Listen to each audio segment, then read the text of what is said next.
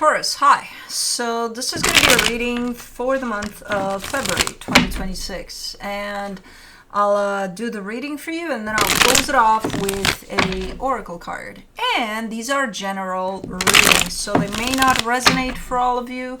If they do, there is an extended at the end of the video. You can check out the link for that in the description box below if you want. Let's see, Taurus. What do we got?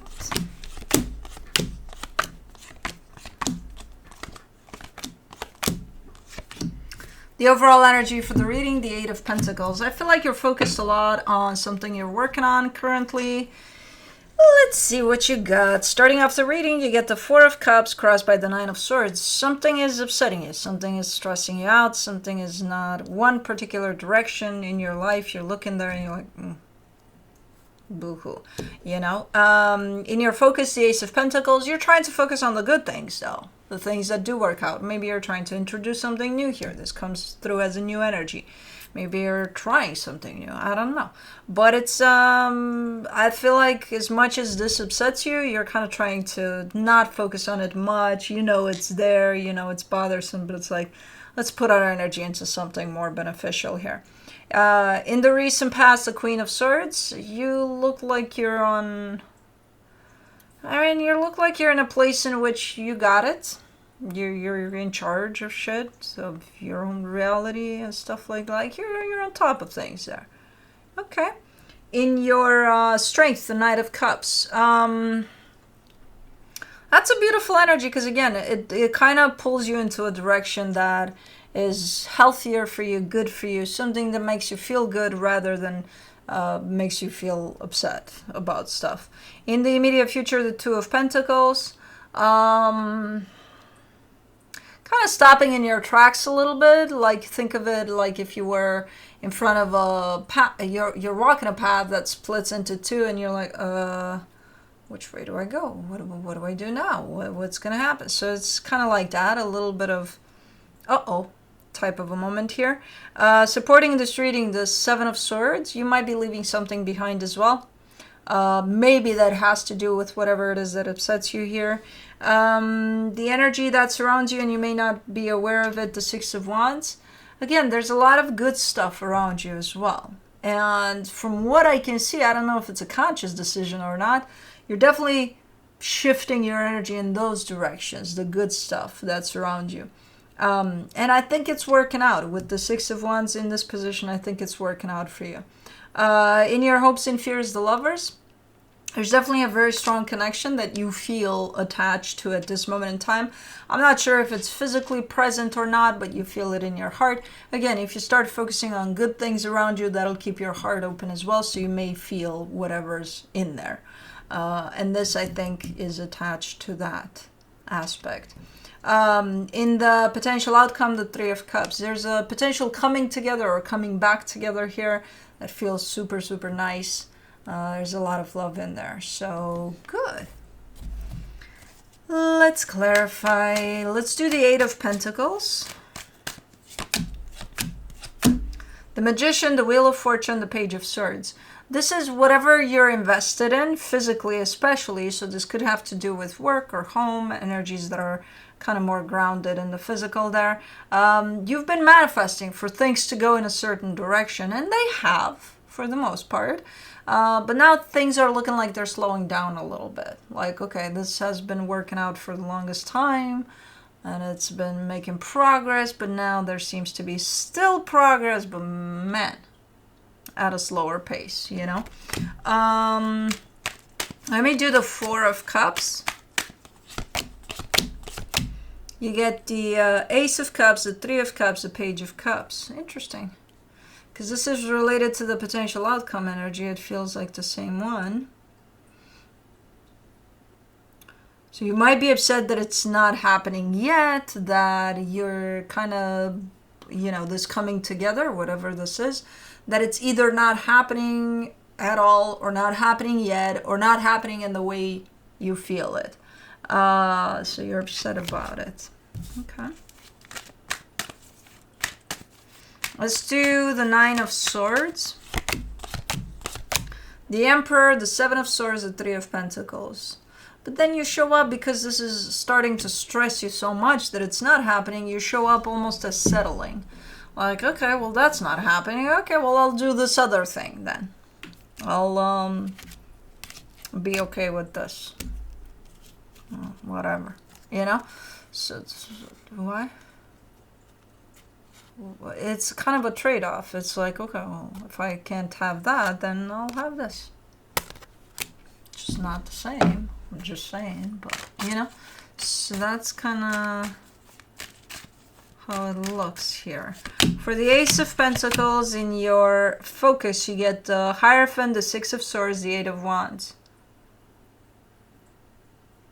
What are you doing here? You're looking like you're wanting to put something together that looks to be, I think it's tied out to whatever it is you're already working on, but it kind of looks to be new, or maybe throwing in new ideas or something. You're met with resistance though, but you keep going. You're like, I think this is nice. I think this is something good to apply to whatever. The resistance is coming, as much as it's coming from the outside, it's coming a lot from the inside too. It's your own resistance to things. So even though energetically speaking, it feels good, you're aligned with this, you're like, okay, we're doing this. There's a part of you that says, don't, you know? So because you're already carrying this, I wouldn't be surprised if you attracted this. So you might feel the resistance is coming from the outside, when in reality, you're starting it from the inside. Let me do the Queen of Swords in the recent past. The Nine of Swords, the Queen of Wands, the Knight of Swords. Ooh. I think you're trying to get your point across here. I'm not sure what's going on, because you're coming in with a lot of eventually forceful type of an energy. I feel like you're trying all sorts of methods here to this madness. Like you're trying to be, well, I think it's starting from a place of you're passionate about something, and then it's like, okay, let's dim it down a notch, and then when that doesn't work, it's like, oh yeah, I'll show you, you know? So I'm not sure what you were dealing with there, but you were definitely trying to be heard and understood and clear about something. Now, I'm not sure if that worked out in that way, because again, I see you kind of going through or applying different methods to that.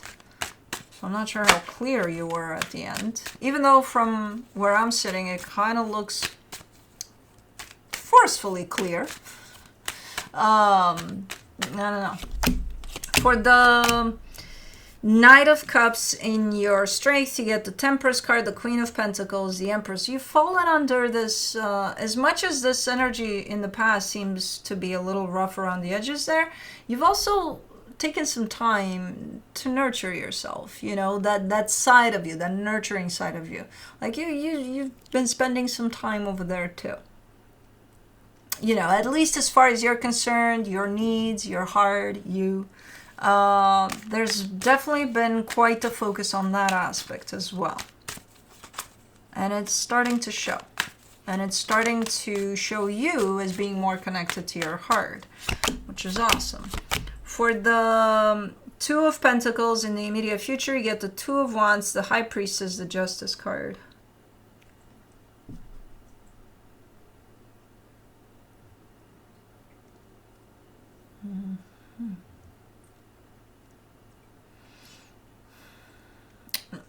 This is you kind of trying to figure out how to balance something out, how to have something fall back onto the scales of balance there and be like, stay there, stay right there, be balanced, stay balanced. I don't think you're finding a solution for that. I think you're looking for a solution to keep something balanced, but I'm not sure of the end result, because I kind of see you up in the air, like trying to figure it out. Like, okay, what do I do? Well, I could do that, and I could do that, and I could try that, and let me try that. Like, you know, but I don't think you're coming up with a conclusion over that, though. For the Seven of Swords, like, which one is it? I felt a rub against my legs, and I'm like, which one could it be? It's the talkative one. It's Kai. I knew you were gonna come up here. Okay. Come on. Come on. Stop fucking with my cards though. Hold on, hold on, hold on. I got a bunch of things in here. I've got my coffee here. Got my seltzer here. I got my cards here. I got my other cards here. I got my remote there that you want to play with. Hold on, guys. It's a process. It's not that easy. Okay. Okay. Hold on. Let's see. I think I pulled. Hold on, Bubba. Let me try to figure it out what you did here, because you kind of fucked things up for me here a little bit, but I'll go back to it. 2 of Wands, 2 of Pentacles, High Priestess. Okay. Yeah, I think I managed to pull the cards for the 7 of Swords. You get the Strength card, the 10 of Swords, a Page of Wands.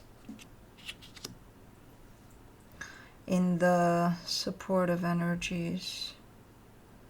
I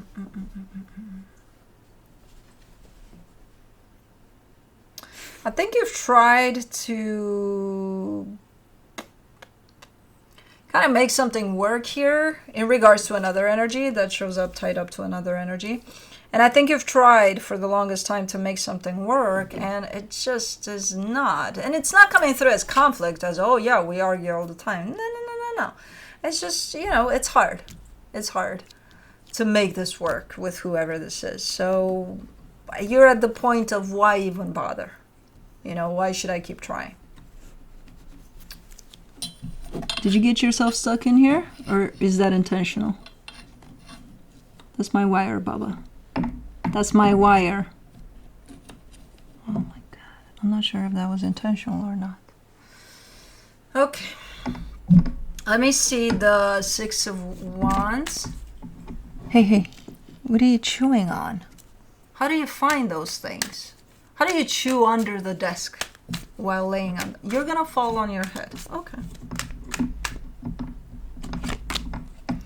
For the 6 of Wands in the hidden energies, you get the 4 of Wands, the 4 of Pentacles, the Ace of Wands. There is a particular commitment here, which could be of any kind, work, family, a romantic situation, I don't know. But it is a commitment. And it feels like that's where you find something good. Something that you feel like, oh, this makes me feel good. When I'm in the presence of this, it makes me feel good. So it almost feels like, when you're falling a little bit on hard times here, you kind of lean onto this, whatever this is. It's kind of like, I'm always happy to spend time here with whoever, So, cool. Let me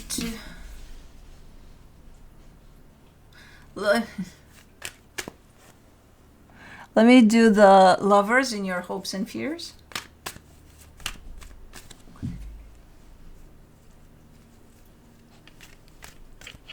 Why are you grabbing on to me? You never do this. And what? You want to play? You're in a play mode? For the Lovers in your hopes and fears, you get the 6 of Wands, the 10 of Cups, the Judgment card. Yeah, there's definitely a commitment here that shows up super, super strong. You feel super, super connected to it. Very deeply felt. There's a lot of happiness that's flying around in here. I'm not sure where it stands in the physical. It could be the same commitment that I see in the hidden energies, even though it carries a little bit of a different frequency. It could be something else completely different. But I see when you're attached to this one, you feel a lot of happiness there. And it makes you feel good. I think it's the same one. Baba, don't be an Oompa Loompa, please. You never do this. You do, but not to the extent of making a fucking mess here. And that's the camera. Why are we grabbing onto the camera now?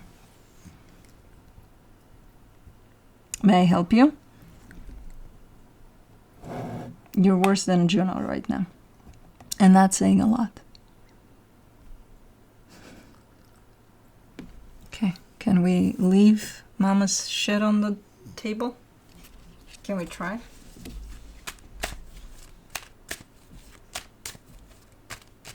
Let's do the Three of Cups in the potential outcome. You get the Knight of Cups, the Three of Wands, the Nine of Pentacles. You still remain open to this possibility of coming together in love with somebody or coming back together, but I kind of see you just remaining open to it, and then you kind of move on for a little while longer on your own. So not necessarily pursuing that, remaining open to it, but not necessarily pursuing that. And then you're fine just being like, I'm good where I'm at for now. So you're not coming from let's make that happen necessarily, but you remain open to it. So I'm not sure who's going to make it happen. If nobody is. I don't know. But let me see what the universe has as a final advice.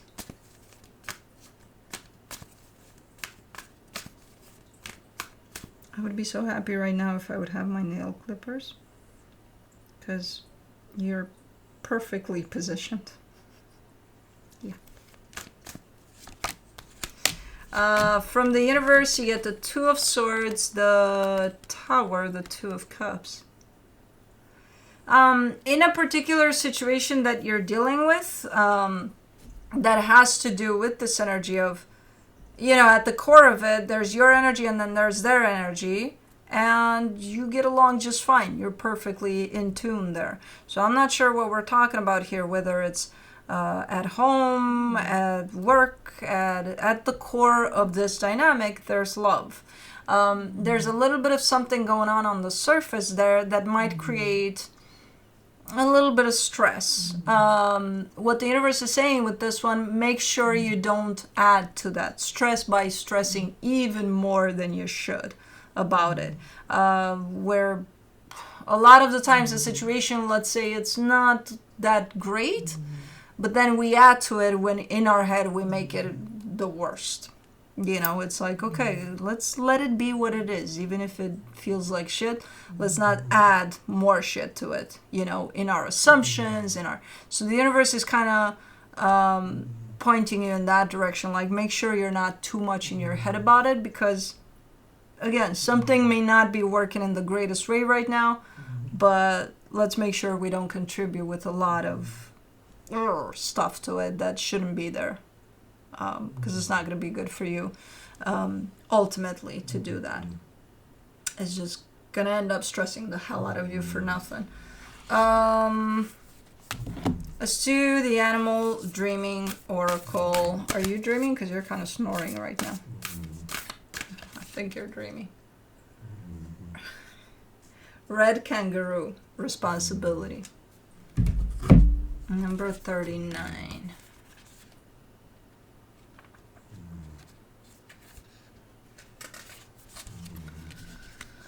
The red kangaroo is unique in its ability to maintain 3 young at once, 1 at foot, 1 in the pouch, while a third develops in the womb.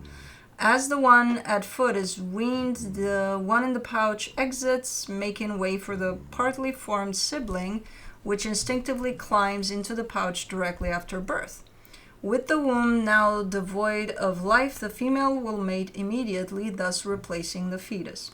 When environmental conditions are fertile and rain is abundant, the feed is lush and plentiful, and the weather is benevolent, red kangaroos live a productive existence. If the conditions deteriorate, however, bringing drought, fire, or flood, the female red kangaroo will relinquish the infant in her pouch and put the fetus in the womb in a state of suspended animation. The infant remains nourished and is continually fed by the mother, but it does not develop physically. She can sustain the fetus in this way for quite some time, waiting for the conditions of the land to improve so that the joey can be born into a time of plenty. By surrendering the existence of one joey and by putting the other into a state of hold, she takes responsibility for her own survival and that of her family. If red kangaroo has leapt into your cards today, you may be feeling as though you have sacrificed a large part of yourself for the benefit of your family. Maybe the time has come to reclaim these aspects instead of harboring resentment and jealousy. Are you living in a constant state of stress, for example, barely surviving from one day to the next? If so, do you see this as taking sound responsibility? If you are a parent, remember that everything you do inherently instills itself in the consciousness of your children as acceptable behavior. When did I ever bite a book that it instilled within you to bite my books? It's a lie. I never bit them. Maybe I did. Not in front of you though. But ask yourself if you are taking your responsibility as parent, partner, or principal person seriously. Are you honoring the pledge of responsibility you made to yourself growing up, or would you say that you were in an emotional drought or dormancy at the moment? If this is the case, it may be time to reanimate some element of yourself so that you can begin taking responsibility for your life and that of your children in a more productive, abundant manner.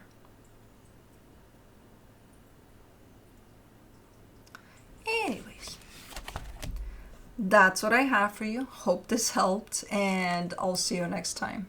Bye.